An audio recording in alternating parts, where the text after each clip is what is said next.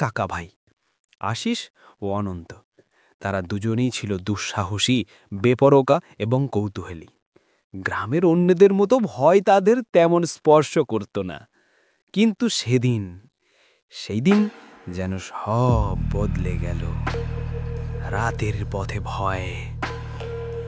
সন্ধ্যা নামার অনেক আগেই তারা মাঠে গিয়েছিল গরু খুঁজতে, কিন্তু হঠাৎ ঝড়ের মতো কালো মেঘে চারদিক ঢেকে যায়। গরু খুঁজতে খুঁজতে সময় পেরিয়ে যায় ঘন্টার পর ঘন্টা। গরু তারা পেলেও বাড়ি ফেরার পথে রাত প্রায় গভীর। অন্ধকারে ভেজা বাতাস হু হু করে বইছে। দূরে কোথাও শেয়ালের ডাকে বুকশি উঠে উঠছে। বাড়ি যাওয়ার সবচেয়ে কাছের পথটাই ছিল সেই নিষিদ্ধ বট গাছের পাশ দিয়ে।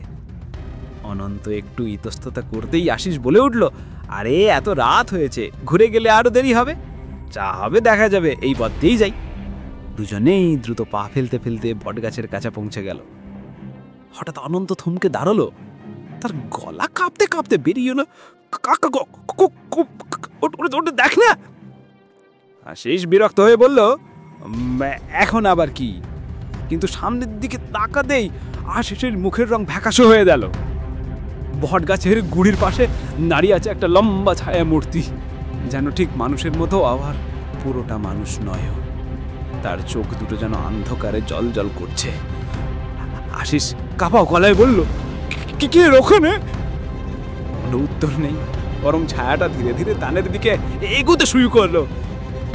এবার আশিস আর সময় নষ্ট করলো না। ভাইপো বাঁচতে ছিল, দৌড়া!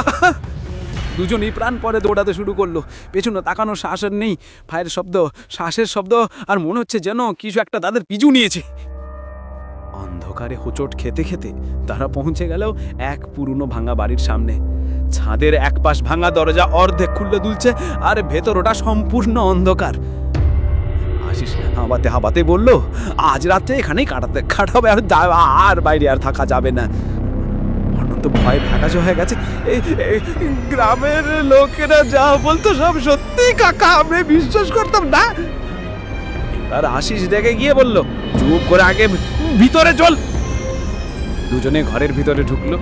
ভিতরে শুধু ভাঙা চোরা আসবাবপত্র, মাকড়সার ঝাল আর স্যাঁতে গন্ধ। কোথাও দাঁড়ানো যায় না। তখনই বাইরে হাওয়া বইতেই দরজাটা জোরে শব্দ করে বন্ধ হয়ে গেল। অনন্ত ভয়ে কেঁপে উঠল, কাকা দরজাকে বন্ধ করলো। কিছু বলল না, শুধু কানে ধরল কোনো পায়ের শব্দ, যেন বাইরে চক্র খাচ্ছে। দুজনে গম্ভীর হয়ে নিঃশ্বাস বন্ধ করে দাঁড়িয়ে আছে। কিছুক্ষণ পর হঠাৎ ঘরের ছাদ থেকেই ঢাক ঢাক ঢাক শব্দ শুনতে পাওয়া গেল, যেন কেউ উপর থেকে হাঁটছে। অনন্ত কান্নার মতো করে বলে উঠল, এই বাড়িটা এও কি নিরাপদ?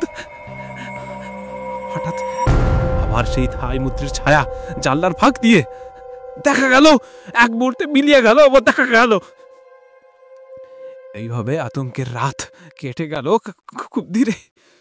অবশেষে প্রসব আলো যখন জল্লা ফাঁক গলে ভিতরে ঢুকলো, তারা দৌড়ে ঘর থেকে বেরিয়ে এলো। বাইরে তখন স্বাভাবিক গ্রাম, চেনা পরিচিত। বাড়ি পৌঁছেই তারা পুরো ঘটনাটা গ্রামবাসীদের জানালো। সবাই অবাক হয়ে আবার কিছুটা ভীত হয়ে শুনল। গ্রামের বয়স্করা বলল, আমরা তো বলেছিলাম সেই বট গাছের ছায়া আজও ঘুরে।